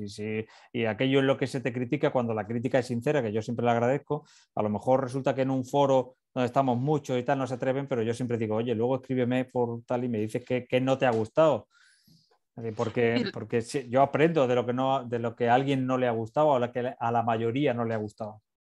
Es una forma perfecta. Es complicado cuando una novela está escrita como esta decir que no te ha gustado. Esa es la verdad. De todas las maneras, yo en mi humilde ignorancia, porque me encanta la historia, me quedo con los incas y gracias porque me enseñáis muchísimo con este tipo de lecturas y este tipo de libros, además también escritos. Muchas gracias. De eso se trata. Es decir, yo normalmente me fijo en episodios que creemos conocer, pero nos falta mucho. Lo conocemos a trazos gruesos, pero luego cuando entras en detalle hay muchas cosas que desconocemos, ¿no? Yo lo pregunto aquí alrededor y tal, oye, ¿qué sabes de Pizarro? Y me cuentan un poco táctico, ¿y qué sabes de los Pizarro? Pero había más de uno. Pues claro, sí. Es decir, hay cosas que no es tan fácil, ¿no? No se conoce, y eso que estoy en Extremadura. O sea que... Ojalá que cuando éramos jovencitas nos hubiesen dado este tipo de clases de historia. Hubiésemos aprendido mucho más, a lo mejor muchas de las que no estudiamos, a lo mejor hubiésemos estudiado más. Bueno, siempre se aprende ahora, siempre está la oportunidad de las novelas históricas, que son más entretenidas que los ensayos y te sirven también para aprender, así que es uno de los objetivos de esto, claro. Muchas gracias. Y encantada de haberte conocido. Bueno, ya te conoceremos en la firma cuando vengas en la feria. Seguro. Perfecto. Ya quedaremos. Antes de seguir, puesto que ya estamos todos, porque faltaba María José, vamos a hacer lo que llamamos la fotografía de grupo, que es una captura de pantalla que hago. Yo necesito un libro también, ¿no? Hombre, por supuesto, pero tú vas a salir doble, además. No, es mejor aquí. Porque son dos tramas, siglo XVI y siglo XXI. Será eso, sí. Qué bueno. A ver. Sí, verdad. Tengo una luz aquí que... No, se ve. Lo del oro tiene su miga, la portada es muy chula, pero luego para hacer la foto... Mira, verás, yo la arrimo un poco más a la luz. La segunda, la que mejor se vea. Ya está. María José, yo sé que has entrado a la última y que ya hemos hecho muchas preguntas, pero seguro que tú le vas a preguntar por la, aunque yo ya se lo he dicho, pero por la trama esa, la historia de amor tan bonita que hay ahí. Pues María José Vela, José Luis, también es escritora, escribe romántica. Ajá, estupendo. Ay, os he perdido un ratito, a lo mejor me quedo tostada. Es que no sé qué me pasa, que me voy fatal internet. ¿Me estáis oyendo? Que está el gato encima, que está el gato ahí. No, el perro, pero ya se me fue para allá. Ahora estoy libre.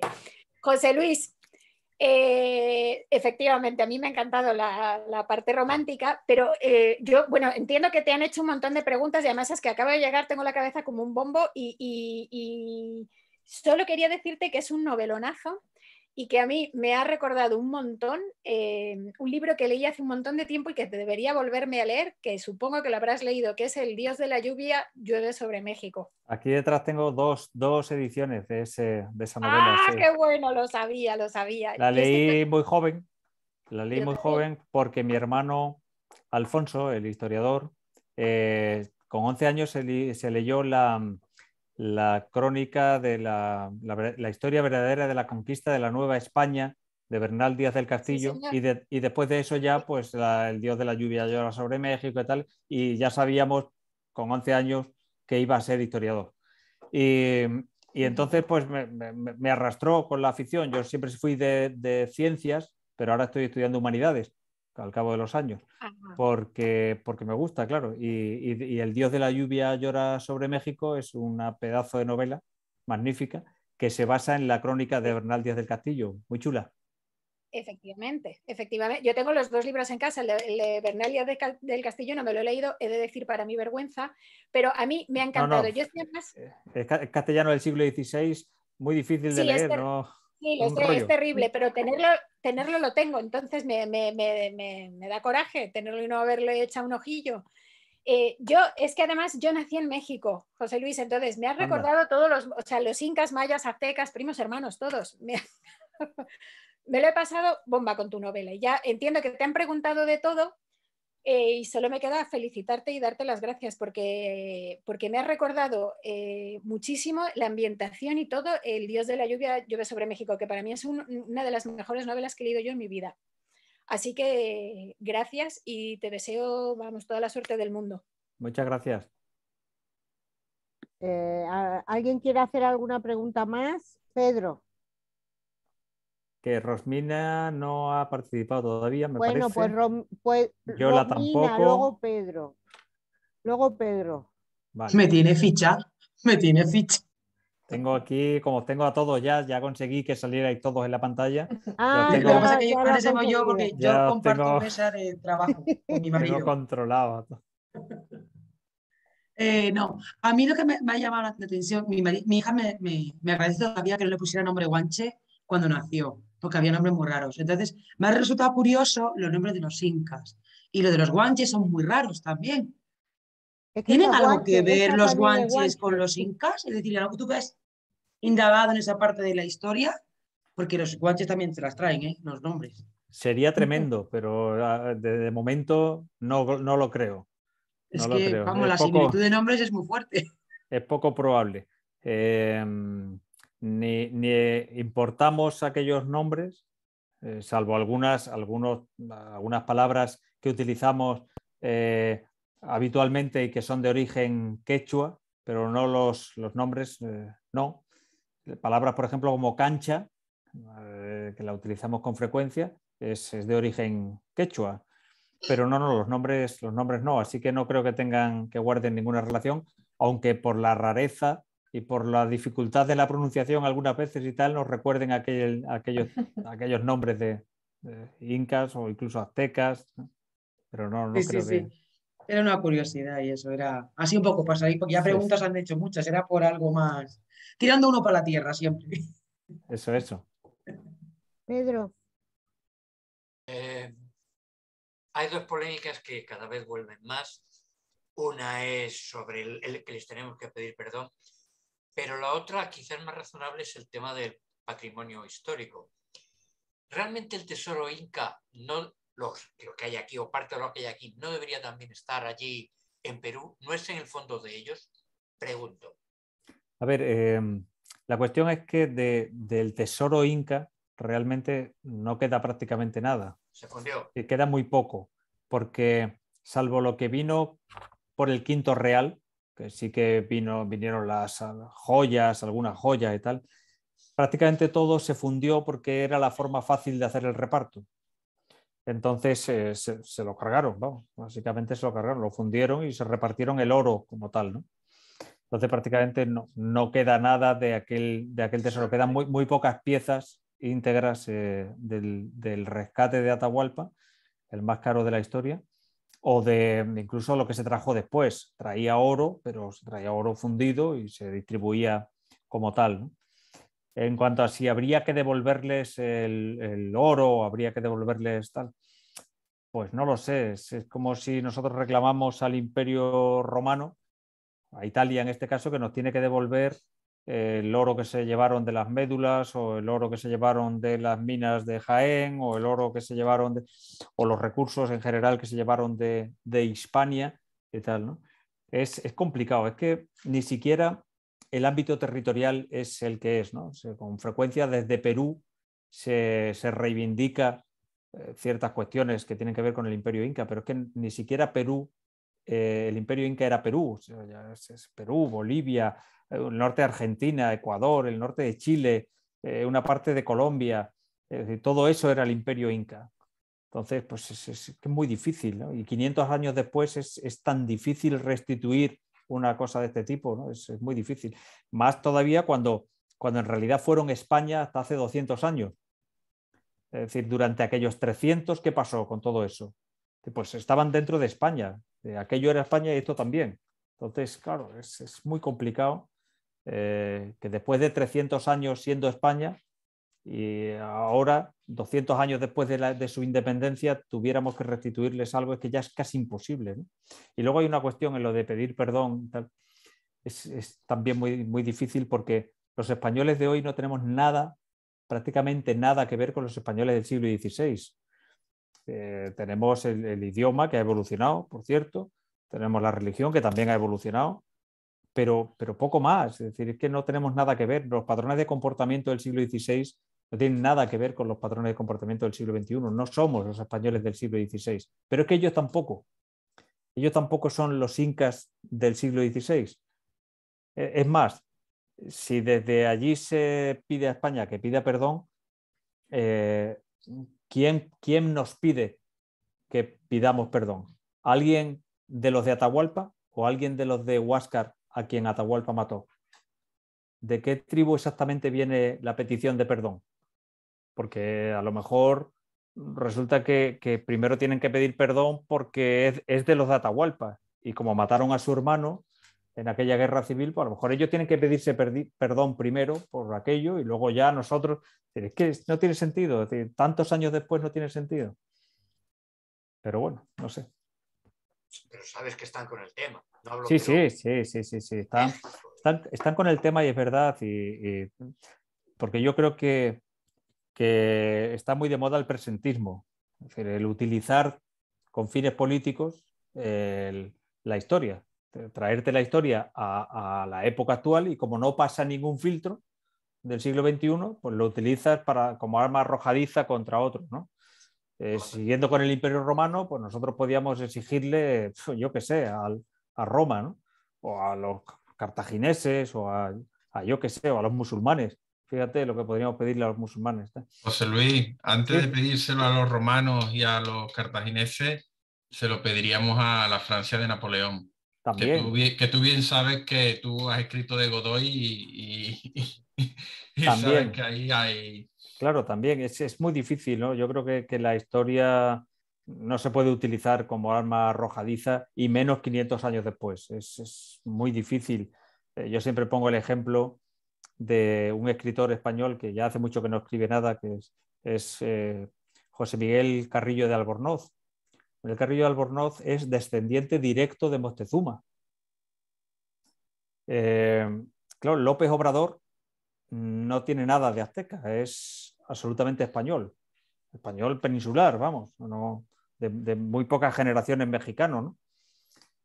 Entonces, cuando López Obrador dice que hay que pedir perdón, digo, vale, de acuerdo, porque que se establezca una comisión en la que López Obrador le pida perdón a José Miguel Carrillo Albornoz por las atrocidades que cometieron con los suyos, ¿no? Es decir, al final es que José Miguel vive aquí en Cáceres. No sé, no tiene sentido. Este sí que es descendiente de Moctezuma, aquel no. Entonces, bueno, bien, pues venga, pidamos perdón, pero que aquel le pida perdón a este. Es un absurdo, ¿no? Yo creo que no tiene ningún sentido y que son las bases del populismo, y utilizar el presentismo ahora como arma política es retorcer la historia un poco. Dicho esto, la conquista de América tuvo sus luces y sus sombras, y los españoles cometieron allí también muchas atrocidades, porque una cosa era lo que pretendía la corona, dictaban leyes magníficas en defensa de los indígenas, iban desde Isabel la Católica, pues hay que ir con sentido misional, hay que evangelizar y tal, y otra cosa era lo que se jugaban allí el pellejo, que iban a por oro, a por tierras fértiles y a por una vida mejor, y esos iban a sangre y fuego, y se acabó. Y entonces no miraban otra cosa que salvar el pellejo y vivir mejor y enriquecerse. Y entonces efectivamente tienen sus luces y sus sombras, y no hay que ocultarlas, ni la leyenda negra ni la leyenda rosa. Y de hecho, los que muchas veces piden perdón, mi duda es, pero no sois vosotros los que queréis, los que decís que tenemos que pediros perdón, los descendientes de aquellos que realmente lo hicieron.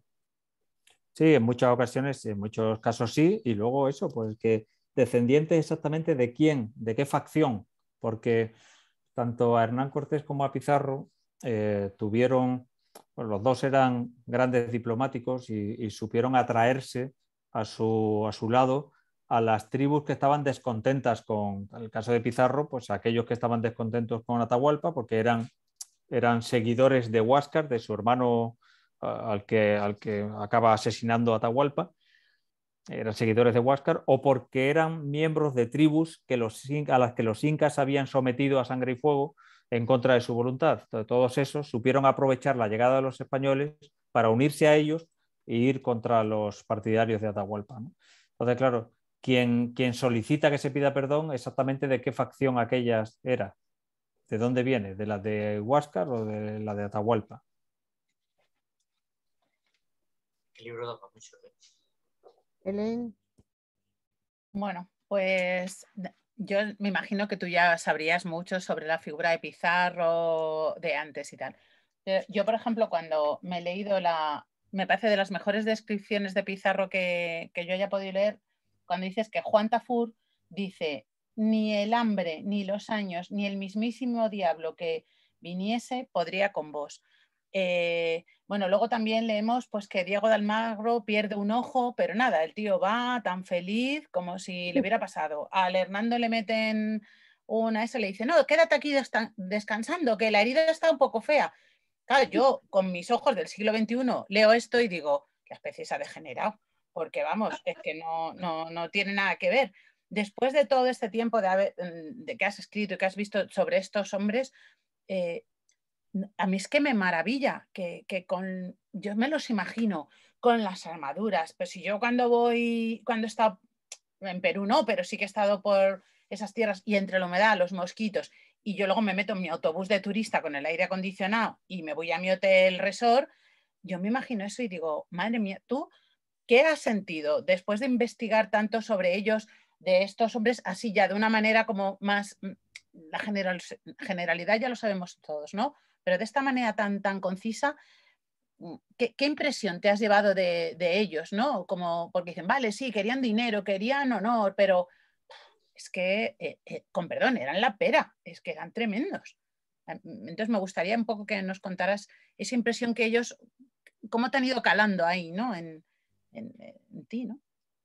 Pues es una de las preguntas que yo creo que nos hacemos todos, ¿no? ¿Qué tipo de personas eran aquellos tipos que se iban allí a un mundo absolutamente desconocido para ellos, totalmente desconocido? Es decir, no tenían una referencia, nada para comparar, o sea, nada, era todo absolutamente desconocido y luego, pues todas esas miserias que pasaron. Y es verdad que la historia al final la cuentan los que sobreviven. Entonces, muchos se quedaron por el camino. Pero centrándonos en Pizarro, era un tío absolutamente,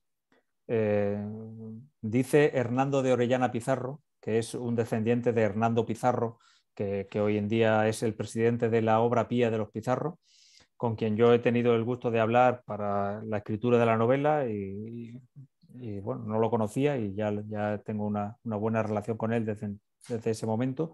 Dice Hernando de Orellana Pizarro, dice, estos tíos estaban tocados por los dioses, en el sentido de que eran gente extraordinariamente resistente. O sea, Pizarro, Francisco Pizarro, debía ser un tío extraordinariamente resistente a todo. O sea, pasaron por el tema este de la enfermedad de las verrugas, que muchos se quedaron por el camino, y Pizarro es que ni se inmutó.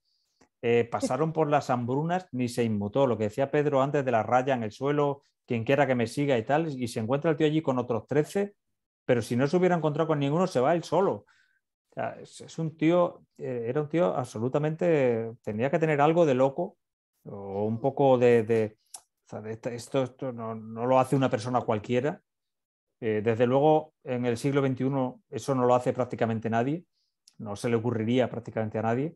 Y luego, pues eso, tenían una resistencia brutal, ¿no? El tío ya con 50 años por allí, por aquellos sitios, las picaduras, el hambre, el calor, la sed.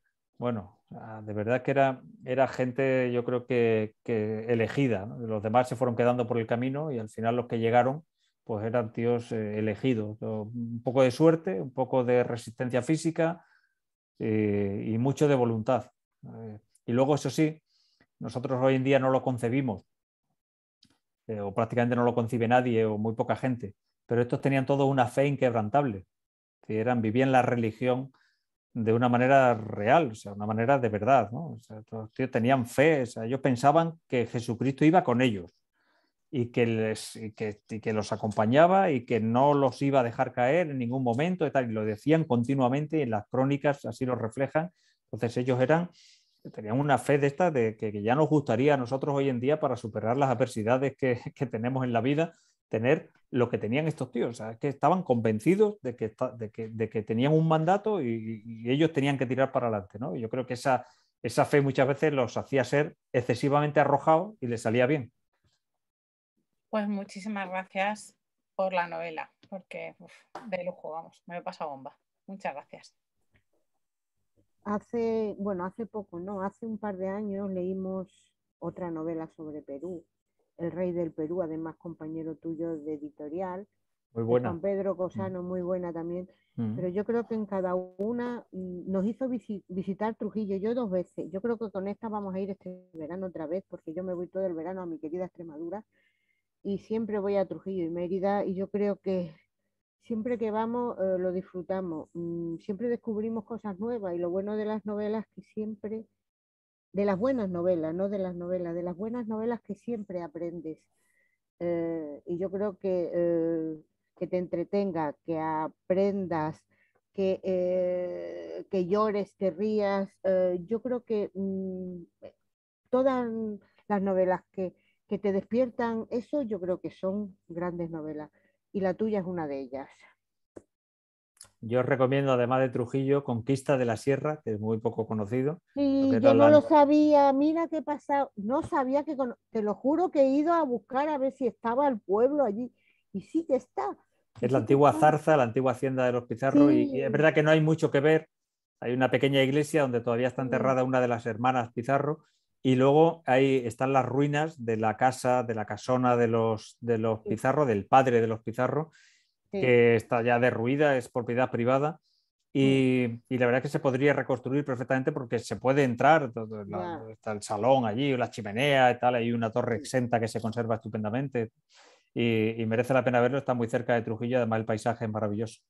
Sí, pues te lo juro que no conocía ni había oído hablar del pueblo, y mira que he pasado veces y lo he mirado y digo, anda, pues habrá que ir también.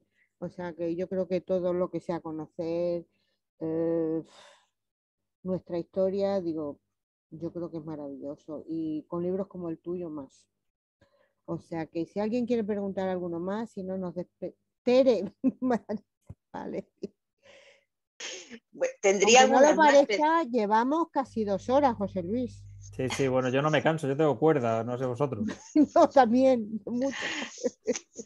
Te haría unas cuantas más, pero de momento yo solo quiero preguntarte qué significó para los incas y lo que es todo el pueblo, todos los pueblos americanos, la llegada del caballo.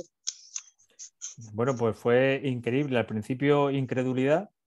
Por eso, porque le tenían tanto pánico al principio. Sí, yo creo que se refleja, se refleja ahí en la novela. Yo creo que ellos no sabían qué tipo de animal era y tampoco sabían por qué ese animal respondía a las instrucciones del hombre sin que hubiera instrucciones, en realidad.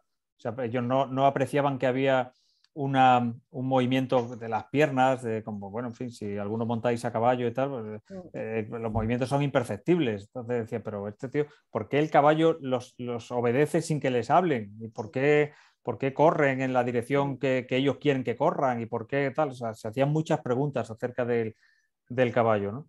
Entonces, esa incredulidad al principio convertido en verdadero pánico. Pero es que estos se nos echan encima y no podemos hacer nada contra estos bichos tan grandes, vienen tan rápido, tal, ¿no?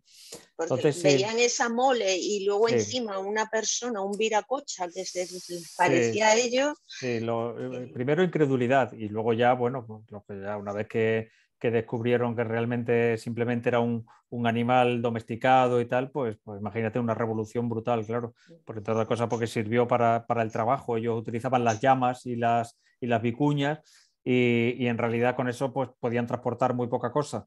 Con el caballo pues descubrieron, pues, sobre todo con las mulas, descubrieron un auténtico filón. Un nuevo mundo. Y otra cosita, si me deja Pepa. Te dejo. Me dejas.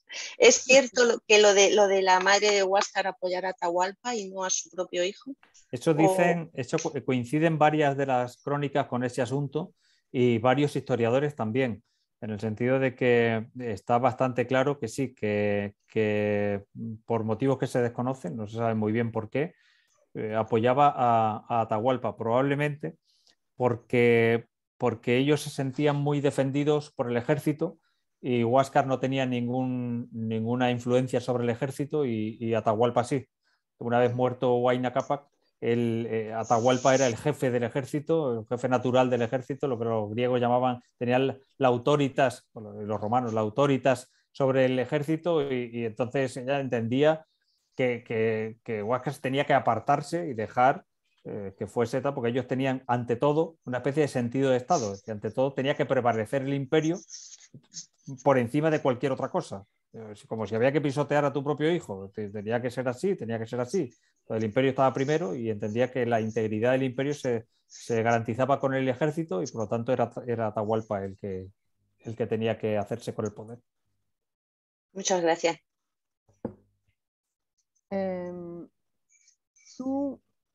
Puse una foto en Instagram de que estaba leyendo el libro y tú me pusiste en la story: ¿qué lleva un coleccionista a robar un collar inca de una pequeña iglesia? Yo ya lo he descubierto. Ahora seguro, y me ha gustado porque además nosotros que somos de novela histórica y novela negra, tú los has unido todo y yo creo que nos ha gustado más por eso, por lo menos a mí. Gracias, José Luis. No tengo más que decirte gracias, que ojalá nos veamos pronto, que creo que sí, vienes a la feria, avísame, aunque seguro que nos enteramos porque sí, seguro.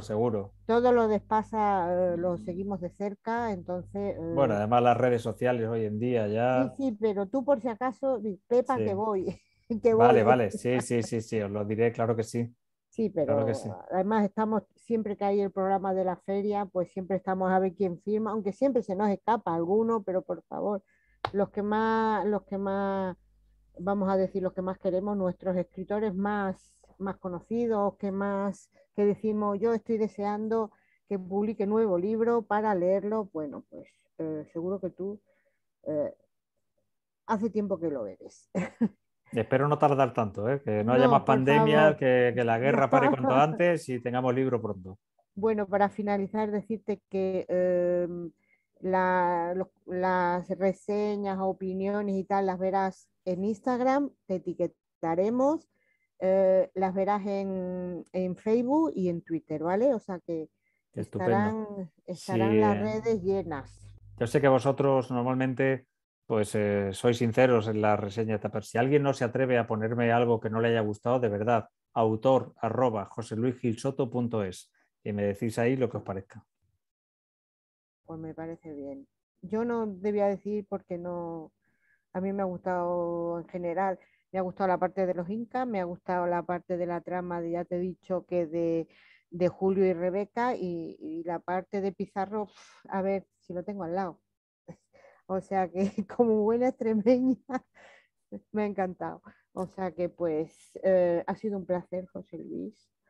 Igualmente. Un beso enorme y hasta pronto. Muchas gracias. Gracias a ti siempre. Muchas gracias a todos, de verdad. Muchas gracias. A ti siempre. Adiós. Adiós. Hasta luego.